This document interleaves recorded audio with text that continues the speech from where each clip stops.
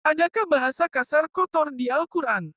Pertanyaan ini penting dan sensitif, dan perlu dijawab dengan hati-hati dan jujur sesuai konteks keagamaan dan bahasa.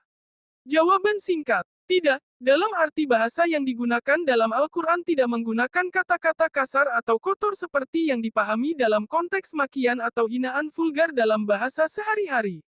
Namun, Al-Quran menyebutkan berbagai istilah keras dan tegas dalam konteks. 1. Menggambarkan keburukan perilaku, misalnya zina, kekufuran, kemunafikan. 2. Peringatan keras atau ancaman azab, neraka, laknat. 3. Menjelaskan sesuatu secara lugas agar umat manusia paham secara jelas. Tanda hubung tanda hubung tanda hubung.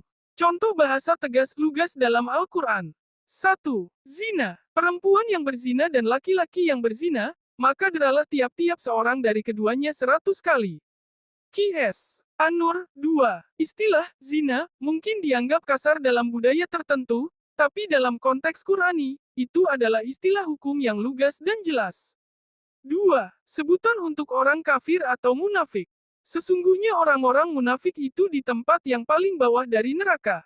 Qs. An-Nisa 145. 3. Ungkapan keras kepada penentang agama. Celakalah kedua tangan Abu Lahab dan benar-benar binasa dia. Qs. Al-Lahab 1. Ini bentuk kecaman yang sangat tegas terhadap musuh dakwah. Tanda hubung tanda hubung tanda hubung. Kesimpulan, Al-Quran tidak menggunakan bahasa kotor dalam arti vulgar atau tidak sopan, tapi menggunakan bahasa yang tegas, keras, dan lugas sesuai konteks hukum, moral, dan dakwah. Tujuannya adalah menyampaikan kebenaran secara jelas dan mendidik, bukan untuk mencaci maki. Kalau kamu ingin, saya bisa bantu tunjukkan ayat-ayat yang dianggap tegas atau keras tapi tetap penuh hikmah dan adab. Adakah bahasa kasar kotor di Alkitab? Pertanyaan ini juga penting, dan jawabannya perlu disampaikan dengan jujur dan berdasarkan teks, sambil menghormati umat Kristiani yang memegang Alkitab sebagai kitab suci. Tanda hubung tanda hubung tanda hubung. Apakah ada bahasa kasar atau kotor dalam Alkitab? Ya, dalam Alkitab khususnya Perjanjian Lama terdapat beberapa istilah yang tergolong kasar, vulgar, atau sangat eksplisit menurut standar bahasa modern.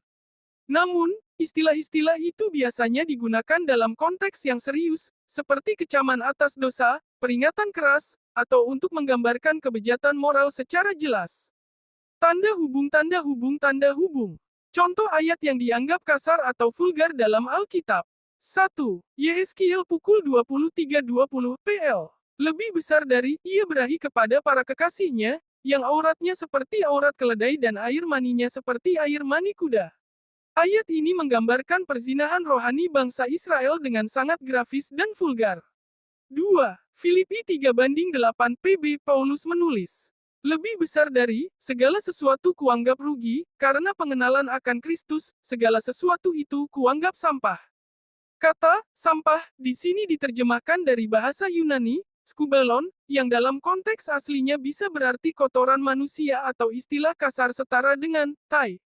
3. Yesaya 64:6. Lebih besar dari, segala kesalehan kami seperti kain kotor.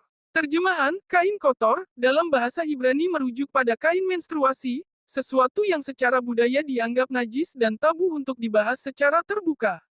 Tanda hubung tanda hubung tanda hubung. Kenapa ada bahasa seperti itu di Alkitab?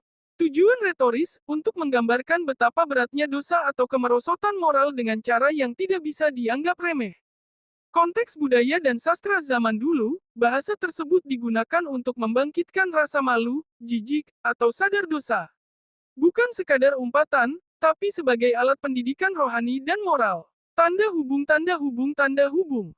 Kesimpulan, berbeda dengan Al-Quran yang umumnya menggunakan bahasa tinggi, sopan, dan puitis, Alkitab, khususnya Perjanjian Lama, kadang menggunakan bahasa vulgar dan eksplisit untuk menegaskan dosa, kecemaran moral, atau menyampaikan kecaman.